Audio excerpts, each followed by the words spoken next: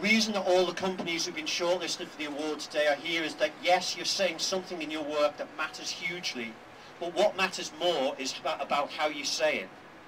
First and foremost, every piece of work nominated for the Amnesty Award is a great piece of art on any level. The word art isn't terribly fashionable in some quarters these days, but that's what this award is about. It's about taking real-life experiences, real-life tragedies quite often, and reimagining them as a piece of art in a way that might make a difference somehow. The only bad thing about the Amnesty International Award, and I say this every year, is that it has to happen at all. But as long as there are oppressive regimes locking up young women for trying to silence voices of dissent, this award will exist, and great works of art will exist to ensure that those voices aren't silenced. In alphabetical order, the shortlist for the 2012 Amnesty International Freedom of Expression Award is as follows. The Agony and Ecstasy of Steve Jobs by Mike Daisy at the Gilded Balloon.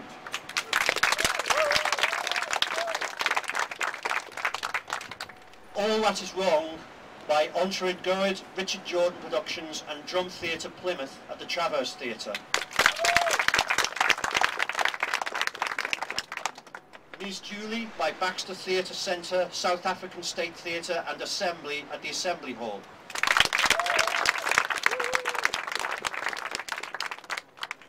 Theatre Uncut at the Traverse Theatre.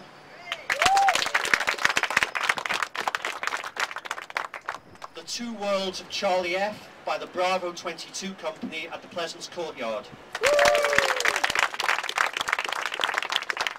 And finally, but not leastly, Why Do You Stand There in the Rain by Pepperdine University at C Venues. The Two Worlds of Charlie F is a remarkable piece of work that looks at the real-life experiences of soldiers. Out of these experiences, writer Owen and director Stephen Rain have crafted a theatrically audacious look at all this, somewhat remarkably performed by former soldiers who, on this showing, could easily pass as real-life actors. The winner of the 2012 Amnesty International Freedom of Expression Award is a vital show that's about things going on our own doorstep right now, and its importance can't be understated. This show brings together real-life stories crafted into a theatrically inventive compendium that's chillingly emotive because you know everyone on stage has been through it. It gives voice to a neglected sector of society that brings home their plight in a fearless, brave and thoroughly life-affirming manner.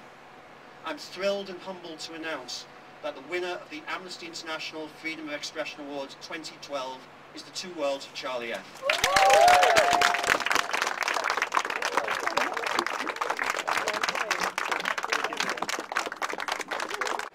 And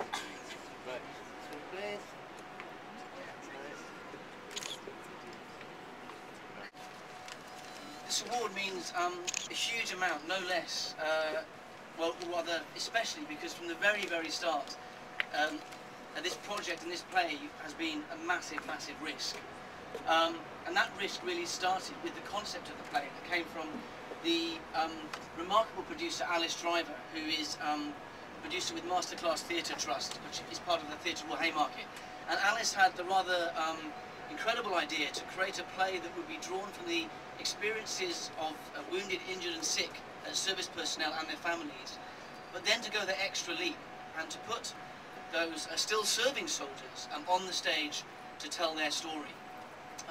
And it was in that, I suppose, quite simple but very bold idea that all of the risk lay, really, and it was a risk that many different people had to take on in several different ways. For the Royal British Legion, who have funded this project from the start, it was a risk of producing a play, but also a recovery project, and essentially of engaging in some very unfamiliar territory to try something that they hadn't ever tried to in the past, to invest both their funds but also their name and their brand into this project. And the fact that they did, a huge thanks that they did, should go to Steve Jackson, who was the manager of the project. And I'd just like to both for having the vision to support us and then to push it through, just to stress how much vision Steve had. We had an event around Christmas time when the script still hadn't been written, I should say that I'm the writer. And even though Steve hadn't seen a script, at that event, he agreed with me that we should be aiming to perform this at the Edinburgh Festival. I thought that was quite extraordinary. Because so many of our cast were still serving, we also had to work alongside the Ministry of Defence. I always get this wrong, the Defence Recovery Capability Project. And again, this was a huge risk for the MOD. We were asking them to really go outside their comfort zone, which, as you can imagine, quite often led to some very interesting discussions, sometime around the concept of freedom of expression. But it is to the MOD's credit that they were always willing to take part in those conversations. And they have supported us, and I should say crucially, supported the soldiers in the play, most of whom were very much living the issues of the play. And so throughout the rehearsal period, the MOD were there to support the soldiers as well. But of course then the play had to happen. So this huge risk was handed over to the cast and crew. In terms of the crew, they were expected to take on a very, very unique project that brought with it all sorts of limitations in terms of access. Obviously many of our cast were in wheelchairs and had various other issues to deal with. There were 5 professional actors involved in the piece, and we asked so much of them. We asked them to be much more than actors. They were mentors, they were coaches, they were carers, and they had to become very close friends. And they had to effectively be on call, not only during rehearsals, but outside of rehearsals. And they all really took the opportunity with both hands. Stephen Rain, who was the director who I worked with, had to take a risk by working in a very different way. We always knew that we didn't want to create a piece of verbatim theatre. This had to be true to the stories that we heard, but we were going to ask so much more of the cast. We wanted songs, we wanted jazz hands, we wanted singing, and we wanted it to be funny as well as serious. So Stephen took all of that on board and then had to hold his nerve while the writer persisted in not writing the script through the first 3 weeks of rehearsal, because we were still researching. And that's where I have to talk about the service personnel who took part in this project, because obviously they have taken the greatest risk. And I don't necessarily mean actually standing up on that stage and singing and dancing, but actually it was during the month before the rehearsals when I went around and interviewed 30 of these people, and I should say their families as well. And then that ongoing process in the rehearsals where they had to share, not just with me, but with each other. And that was the real risk, to be incredibly honest and incredibly open, always with this focus of being true, of being very, very true, and to have an unflinching look at all of the issues involved. And I do want to mention the wives and girlfriends who I spoke to as well, because they were also incredibly generous. And we have to remember that if anyone continues living the issues of psychological and physical wounding in an incredibly intense way, perhaps more than anyone else, then it is very often the families and the children of the people who are dealing with these issues. And then, of course, there's the audience. No play can survive without the audience. And I believe the audience has to take a real risk in coming along to see this play. It's quite a difficult concept to get hold of. Was this going to be a slightly blunt kind of charity gig?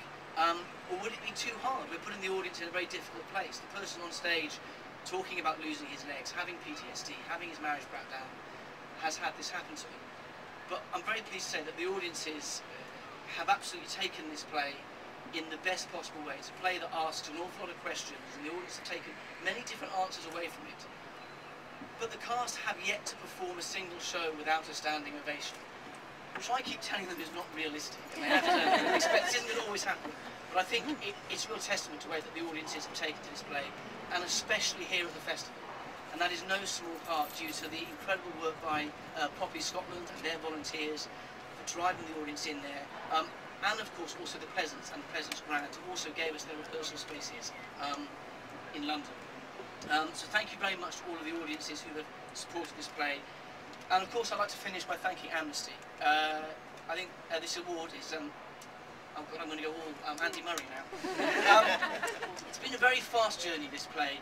This time last year I just accepted taking it on.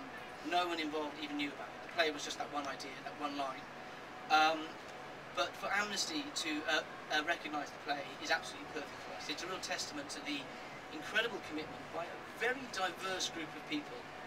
Thank you very much to all of the judges and to Amnesty International for this fantastic. Thank you very much.